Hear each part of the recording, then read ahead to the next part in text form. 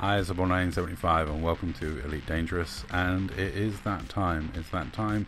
I cut the umbilical cord, move away from Scooby's carrier and make the final run at Beagle Point. We're leaving the carrier in the core, we're making our way to Beagle Point. I have chosen to do this in my beloved Type 7 Astrid.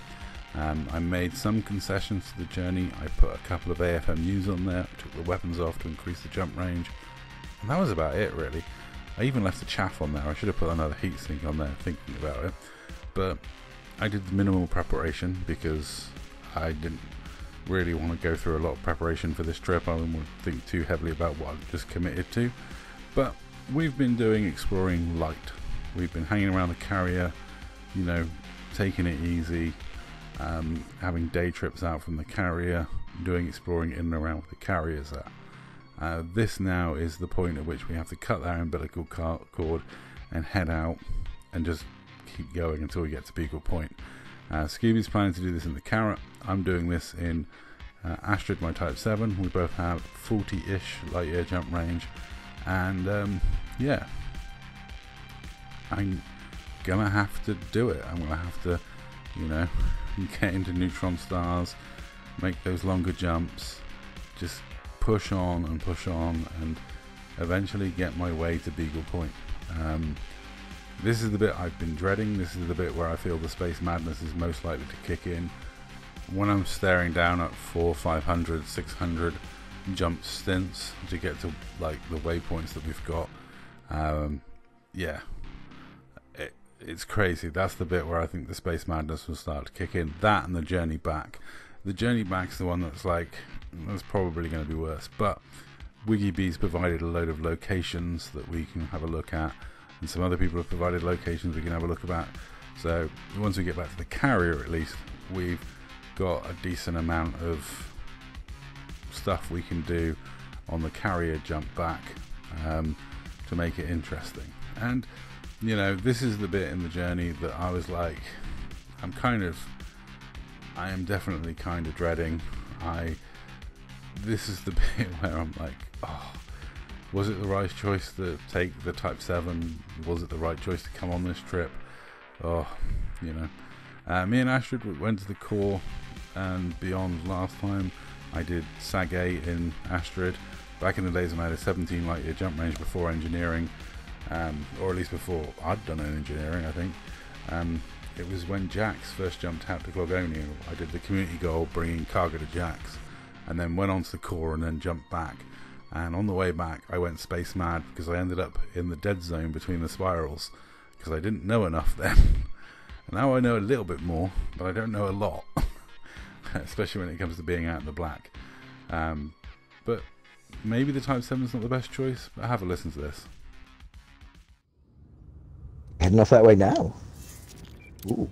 So what is your jump range? It's 42, is it? Or did you get it up higher?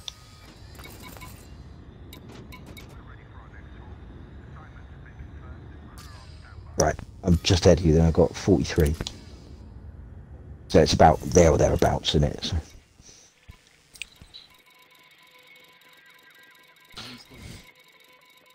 Necropolis. Or Necropolis, yeah. No, I'm gonna head back to your carrier first. Yeah. I have no idea what's there. I'm just taking the carrot and got it all kitted out for me. The thing I haven't got is one of those research limpet things, which I'm quite gutted about.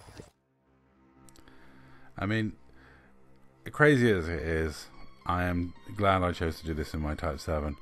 I've got way past beyond this point. I'm not going to let you in on where I am, but if you know Newton's Necropolis, the place we're heading to on this first waypoint, you know that there's a video coming out where some brown trousers were needed. Yeah, I didn't know what was there. Scooby claimed he didn't know what was there, but I'm kind of not believing him because he tends to like making us do dangerous things on this trip. On the whole, I'm glad I chose my beloved Type 7. The slow-moving bay window is still my favourite ship in the game. It's my go-to ship whenever I do anything, and it was the ship I originally took to the core and went space mad in the first time round, so it seems fair that I go space mad in it the second time round and take it to Beagle Point.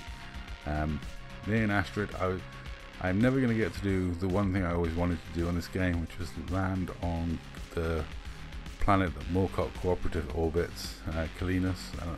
In Calenus, I always wanted to land on that oceanic planet in my Type 7.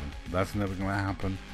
That dream will never come true. Maybe in Elite Dangerous 2 or Elite More Dangerous. Probably be Elite Care Bear by then.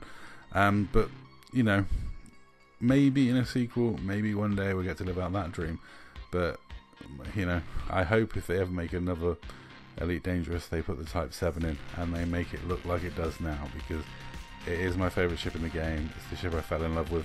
It's one of the reasons why I brought this game. I watched a video by a guy called Rowan of him space trucking in a Type 7. He fell in love with it. I've fallen in love with it, and that's why I fly it, and that's why I'm taking it to Beagle Point, because it's only the ship that I love that will get me there in one piece. I might be space mad from all the jumping, but at least I'll get there. Anyway, that's all. Thank you very much for watching. Let me know what you think in the comments down below.